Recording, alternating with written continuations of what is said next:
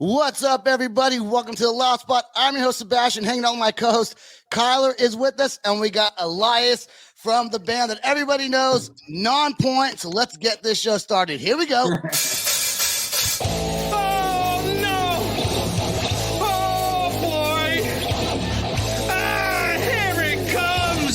motherfucking Loud Spot.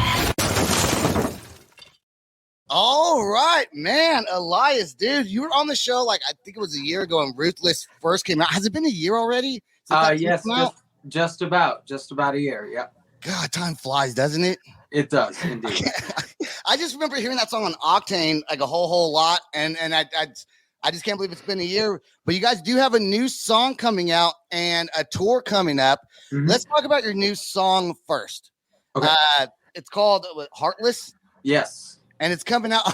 Which is the best thing ever, Kyler? Check this out. What day is this song coming out? Valentine's Day. Checks out. Yep. Story of my life. I want to talk about was that originally planned from the beginning with the name of the song Heartless, or was it just oh shit, the song's pretty much done now, it's almost Valentine's Day, let's do how did that work out? Good timing and good planning. A combination of both.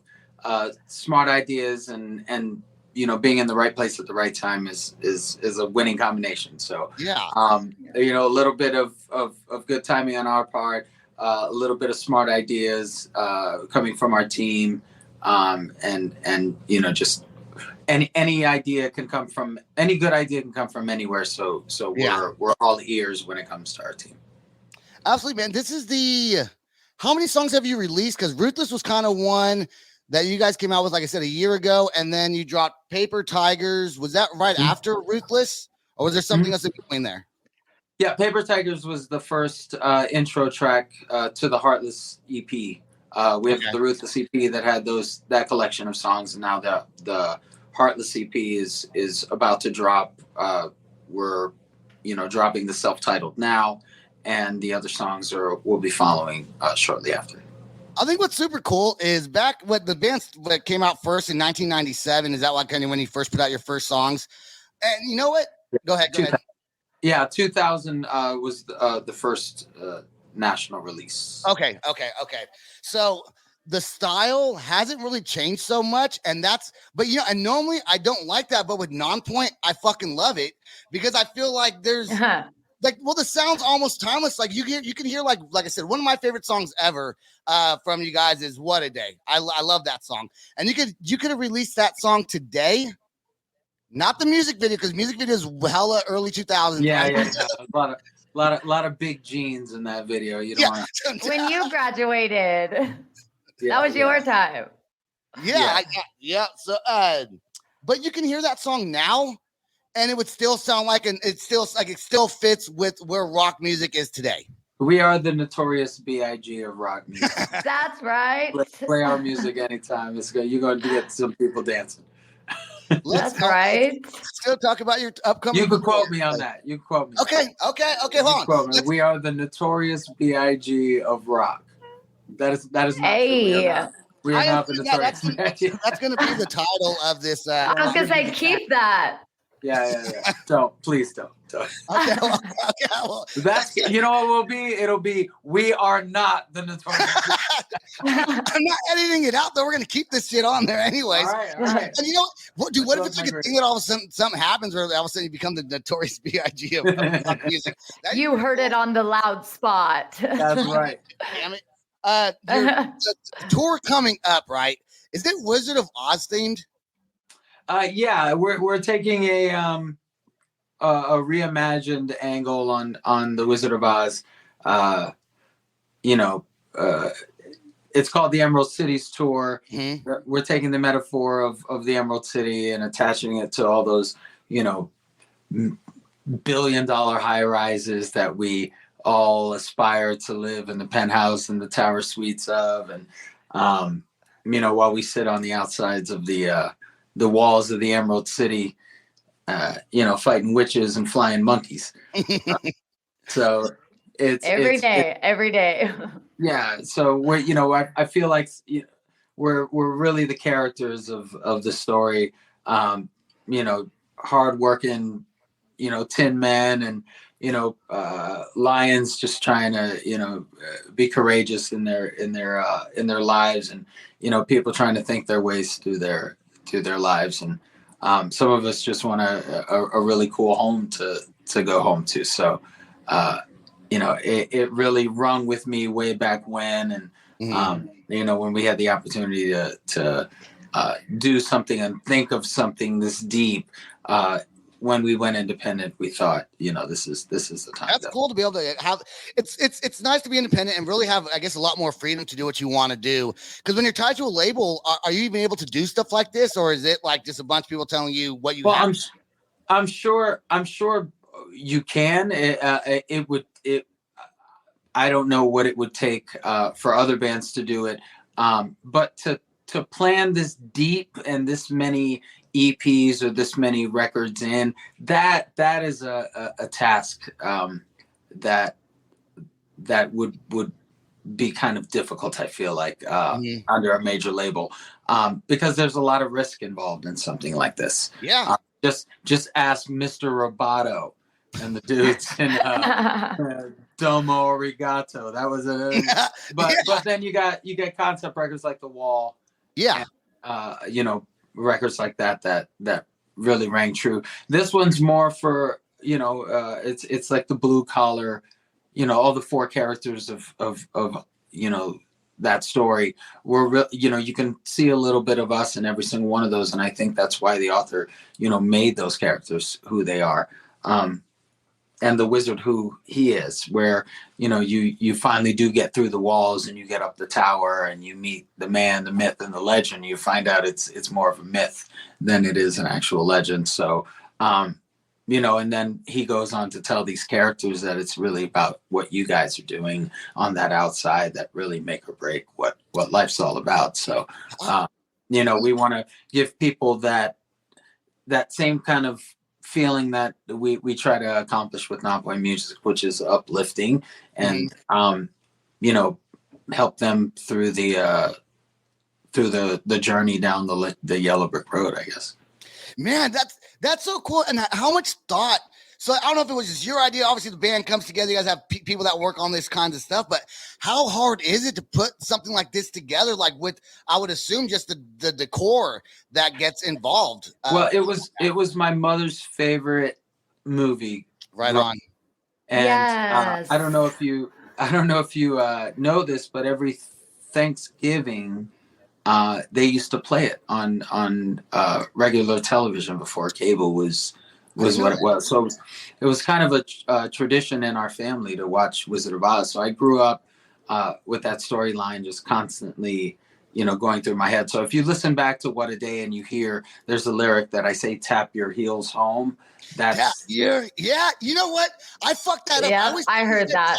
I always thought you said tap your heels hard. I didn't know it was home, but you know what? And I never really looked at the lyrics. And I feel like in my head, when I was singing the song the other day, what was that to do? Anyways, I sing it, and when I sing it, I always go papa dapa doo, papa deepa deepa doo, because I don't know what you say, but I've been doing that for years and years, and I just never went back and looked at the lyrics. Do you want to know what I say? Yeah, I do. I do. You want to know what I say in that part? Let's do it. Do you not know what I say in that part? I don't know. I don't know. He said "bapa doopa da." He didn't know. It's "bopa dappa doo, papa dappa." No, it's not. That's always right. See, it's what was that move that they call in self-defense, where they block the killer's knife move with some confidence. I did get the defense and confidence part. That's fucking deep, right? Yeah. That is awesome. That's awesome. It's better I than never know what the lyrics are. Yeah, it's a lot better than Bapa Dappa Doo. Way better than the Dappa Doo. When you're on stage and rocking, that was deep. I thought Bapa Doo was deep. I thought that was deep too, but I guess it wasn't that. It wasn't that was deep. No, Bapa Doo is not deep. No. The Bapa Doo is more Flintstones than deep. Yeah, that's exactly what I thought. Flintstone vibes. When you're on stage and rocking out, do you guys still play? I think you probably would, some of your older songs, or do you kind of stick with the newer songs to get the fans accustomed to the new songs you guys are putting out there? I feel like we give them an even amount of both. Mm-hmm. We release a lot of music. We have 10 records, 3 EPs, 2 live records. So there's a lot of music to pick from. And, we have older fans and we have newer fans. We have a lot of newer fans now. Yeah. And they're definitely the ones that want to hear Ruthless and want to hear Paper Tigers and want to hear those songs. But then we have, the handful of people that have been with us for 20 plus years and really want to hear the B-sides and those what is rock called? The deep cuts. Mm-hmm. So we're breaking out some deep cuts on this next run. I believe we're going to post the set list soon. Okay. But I think people are going to be happy. We're going back and playing a couple that we have not played in over a decade. So do you remember how to play them? Like, do you remember all the lyrics? No. I don't remember that shit. I gotta. It's kind of there. A little muscle memory, a little practice comes back. But yeah, one of them that we're planning on doing, I'm like, I don't even know how it starts. I know the title. And I know how it generally goes, but I'm gonna be yabba dabba doing dabba doing. Yabba dabba doing. Have you ever been on concert? And I'm sure maybe it has, I don't know. And you're singing your song and you actually forget the lyrics. And you just fucking start singing. Oh yeah, all the time, man. I people wonder, it's like, hey man, how can you not remember your own fucking song?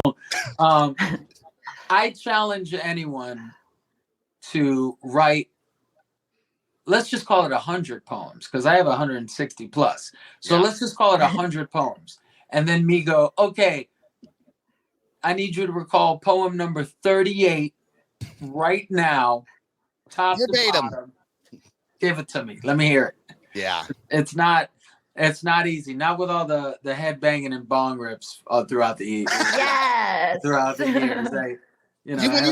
When you rock out on stage, man, your hair, does it ever get in your face or like in your way, or does it like waxes? I've full taken one of these straight down during a deep breath. At the same time that you're like flicking your hair back, one of these will go straight down and just try to choke you. Wait, are you holding the bottom of your hair? It's that long? Yeah. How long is your hair? Oh, it's long. Holy moly. That is bad. That's badass. Holy moly. That's the energy I get when I watch the videos. I just watch the hair. I love that. That's awesome. Yeah, it's pretty long. Here, it's that and all that. Let's go. That's right. Oh, look, it's like a beard.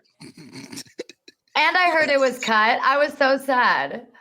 Look, I look like Rick Ross. And it's not. Yo, Maybach music. Yo, you look like Chong. I don't like Drake. I don't like his music. That was actually pretty good. I kind of do want to play What a Day, but I don't know. What do you want? You want to play Paper Tigers, your new song, or I'll let you pick, or do you want to do I feel like people have seen What a Day and have seen Bullet with a Name a million times. Yeah. I really feel like we're doing something exciting with the new music.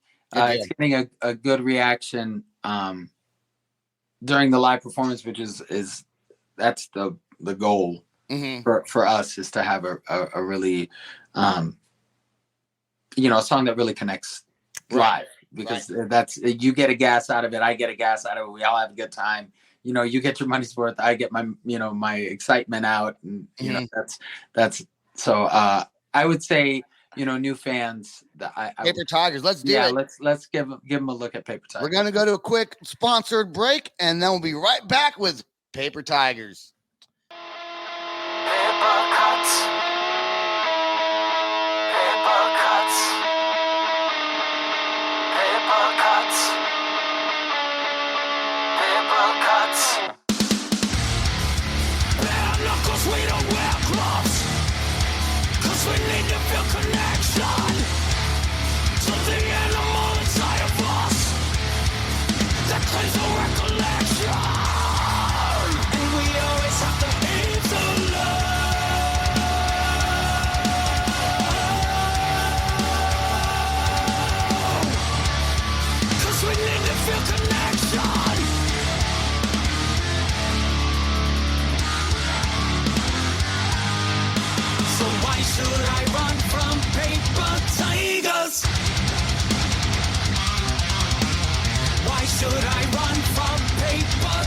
tigers. Just cause you scratch, good orange and black. Just cause you scratch, good orange and black. Just cause you scratch, good orange and black. I know they're only paper cuts, only paper cuts. So I don't need another anthem to understand where I'm coming from, or about my way in heaven. Because of everything that ain't enough.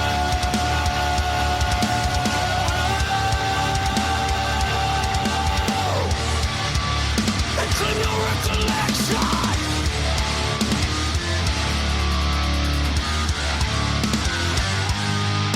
So why should I run from paper tigers? Why should I run from paper tigers? Just cause you scratch, good orange and black. Just cause you scratch, good orange and black. Just cause you scratch, good orange and black. I know they're only paper cuts, only paper cuts. Don't need another anthem to understand where I'm coming from. Or about my way in heaven. To the inner one inside of us. That claim no recollection. The witness has reflection. Oh, the witness has reflection. Oh, the witness has reflection. So why should I run from paper tigers? Why should I run from paper tigers? Just cause you scratch, good orange and black. Just cause you scratch, good orange and black. Just cause you scratch, good orange and black. I know they're only paper cuts, only paper cuts. Oh, the witness has reflection. Oh, the witness has reflection. Paper cuts. Paper cuts. Paper cuts. Paper cuts. All right, dude. So what is the meaning behind the song? You say paper cuts, you call the song Paper Tigers. So what is the connection there with those two? The connection is, people like to roar and bite and yell and scratch at you. And at the end of the day, if you blow on them too hard, they're just going to fly away. Yeah, man. A lot of people inflate their bravado and posture, and it's ugly, and it's a song trying to help people not be so scared of setting boundaries, and then understanding that sometimes it's the beginning of the origin story of your villain character part of your life. People aren't going to like it when you start setting boundaries, and the ones that were meant to stick around will stick around, and the ones that don't, they're just paper tigers. They're just going to give you a couple little paper cuts on the way out, and just as hard as you can, man. That's they'll I do. up. All your songs are pretty. It seems like a lot deep meaning behind all of them. Do you have a favorite song that you've written throughout all these years that you really hold dear to your heart? Just very happy with your lyrics that you poured into one of them? I'd say lyrically, the song "Get Better" is probably one of off of Ruthless, is one that I thought that I even had fun reading back. Yeah, I thought I played with some pretty fun metaphors with that one. Yeah, I'd say Get Better. That one right away sticks. Yeah. That one, the lyrics to that one are pretty heavy when I explain those. Because when you were younger, obviously, you know, your motivation for writing music has changed through the years. Do you find it as hard to be very inspired by something, or are you just someone that naturally just kind of who you are? You get inspired by your surroundings. I'm inspired by the process. Okay. And the process normally will lead me when it comes to the music. I'm a firm believer in allowing my bandmates the chance to do what they do strong and what they can do proficiently, to lead with sending music.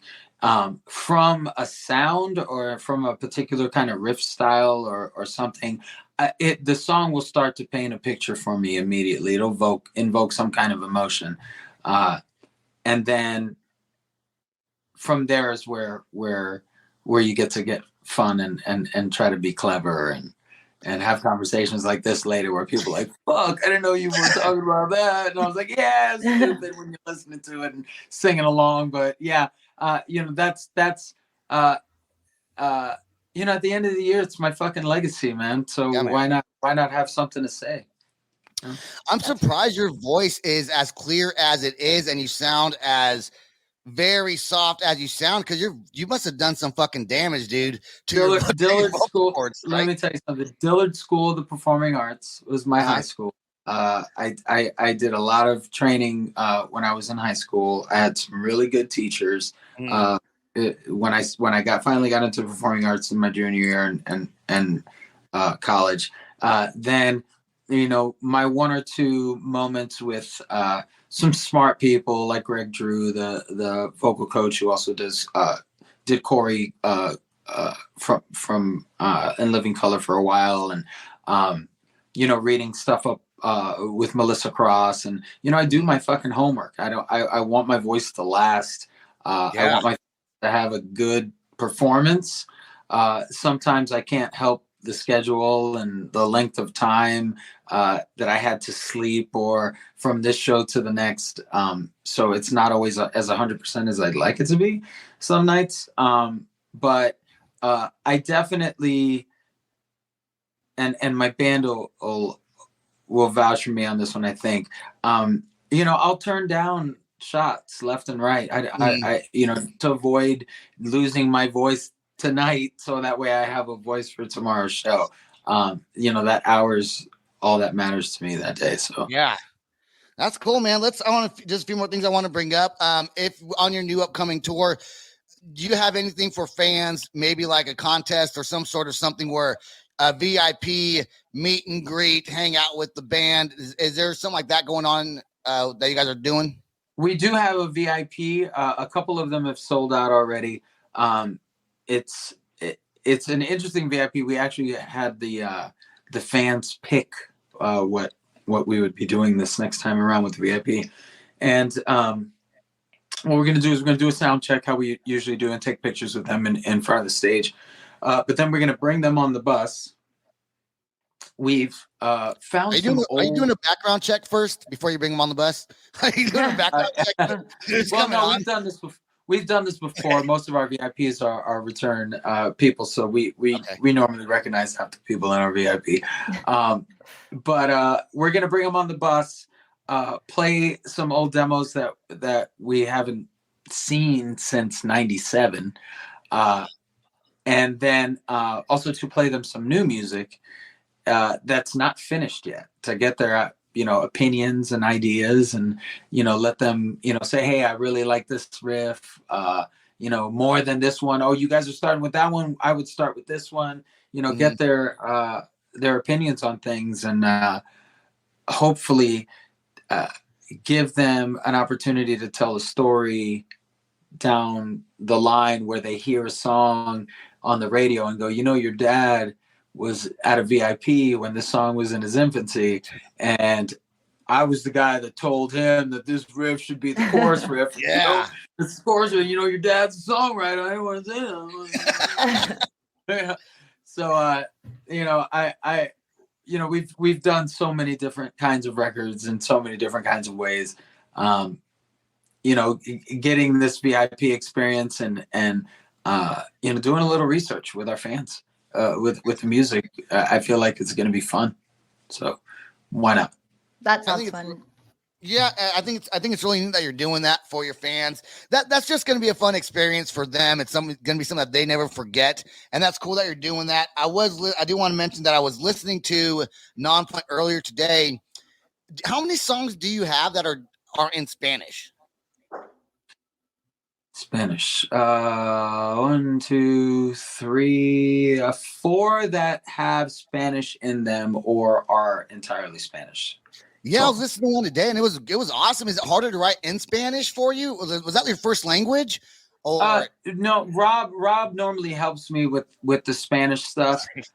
He's definitely more fluent in it than I am, and he can read and write it. So I normally lean on him for the he's the one that checks the grammar. Yeah, make sure it's good. He's like, yeah, dude, this word don't even fucking exist. I don't even know why you even wrote this word down. Spanglish. Yeah. I'm like, what? Rolio is not a word. So Rob helps me with that stuff. But we have explored writing some new stuff in Spanish. So I would say coming soon to a right on playlist near you. Right on. That's awesome. And last thing I do want to mention or talk about Shipwrecked. You guys played Shipwrecked, right? Was that a Shipwrecked? Shipwrecked. I know. Global vacation. I do not want to play a shipwreck. Titanic all over. I told myself do not say shipwreck, and I underscored where it's, or I rocked. I put a bunch of lines under rock, and let me see the lines. Shipwreck. Let me see. I know. Let's see it. Look at your chicken scratch. Okay, there it is. It's in there somewhere. It's a blank paper. Shipwrecked is as amazing as it always is. Being that close to the fans and it's such a family atmosphere with the staff, everybody there, Alan and Al and Jan and everybody that helps make the shows actually happen. And very rarely get time to themselves on that ship. I big shout to them for that. We get a little bit of downtime and vacation. Even in between the performances, but the people that actually put it on really fucking bust their ass. So kudos to the Shipwreck and the whole Ask for Entertainment camp. They're amazing. Do you get any accommodations while you're on there? Because once you're on that cruise ship, I mean, when they call everyone out, when you go on a cruise for safety, are you just with everyone else that's doing that, or do you get any kind of special? Shipwreck likes to give us a little artist eating area and a place where we can sunbathe on the boat, just in case we want to get away. But I very rarely see the artists use them. Maybe the eating sometimes, because honestly the food's a little bit better in the artist area because they kind of pull shit from all the restaurants and like you'll have like one special thing that day from one of the restaurants. So, we get the same food that they all get. But like one or two of our things will have just like a little extra shit on it, what I'm saying? so caviar. They make us feel special. And then they also they hook up the drinks at a particular bar so that way we can we intermingle and hang out together. It's they figured it out, man. Cool. It's fun. It's fun. I've never been on one of those. I know 311 does one, and I think it'd be so cool just to go to a cruise that has bands playing. That'd be so awesome. I love cruise ships. I don't like going on the cruise ship, but once we're on the ship, it's fine. I just hate the fucking waiting for everything. It's fun because you're with a bunch of other metalheads, and you very rarely get to walk across the deck of a cruise ship tatted from your neck to your feet and not get stared at Right, you know, on any other cruise. It's like, hey, excuse me, sir, how did you get your hair to go through your gauges that way? It's like it's Everyone that's else is looking the same kind of. yeah, you don't get the freaky looks and you know, how was did you is that all your hair? Is that really all you? You know, You should use that voice like in a cartoon or something. I think that's a good voice that you use right there. I love it. I do voiceovers, by the way, if you need. Oh, no, okay. Hey. No, I don't. I don't, but I should. So I do voiceovers only in Spanish.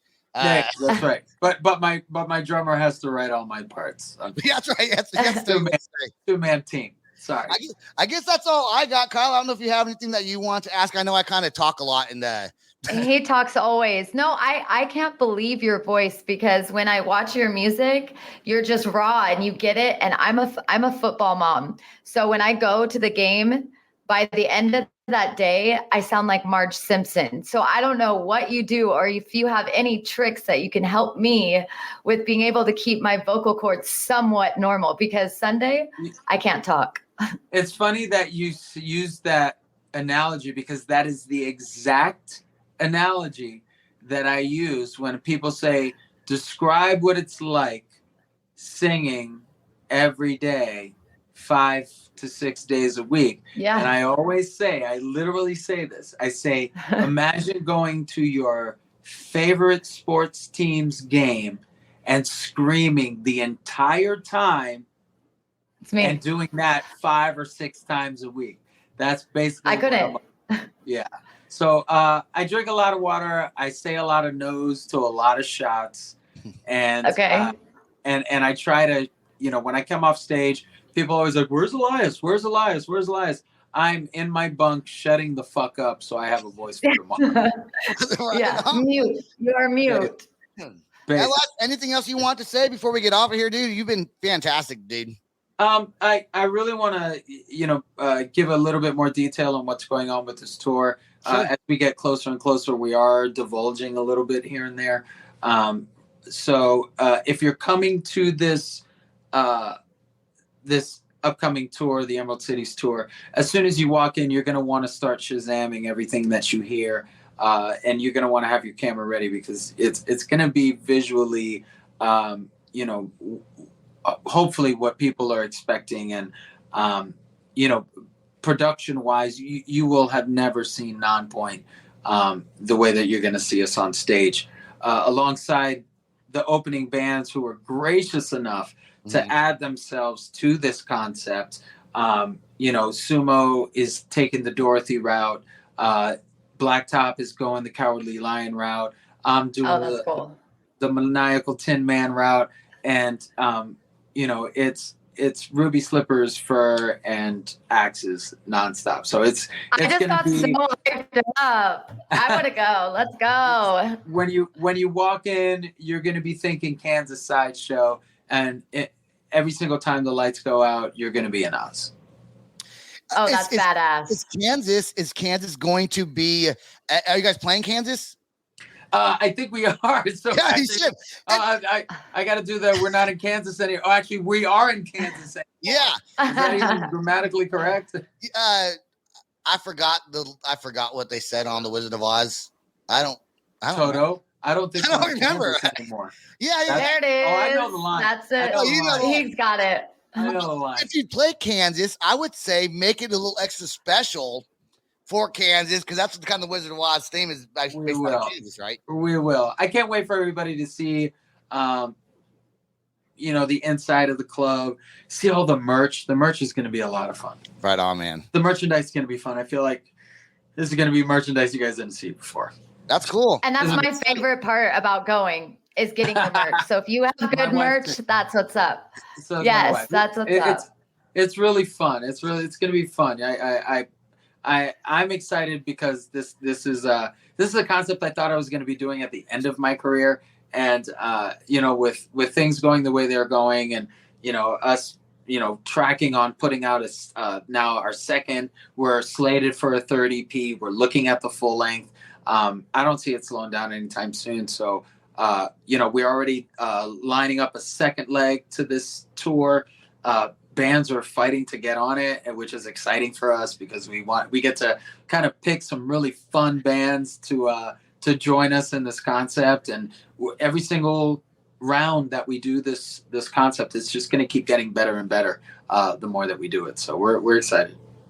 Well, I'm excited to hear all your newer songs. Every time you guys come out with them, I love it. I want to check it out. You know, I would say not every band I want to hear their new stuff, but Nonpoint, every single time you guys come out with something new, I'm excited to listen to it. Thank you, man. Fantastic job. Fantastic band.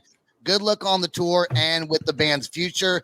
That's all the time we got on the show. I do want to remind everyone to subscribe to our YouTube channel, download our app in the App Store. Just type in The Loud Spot.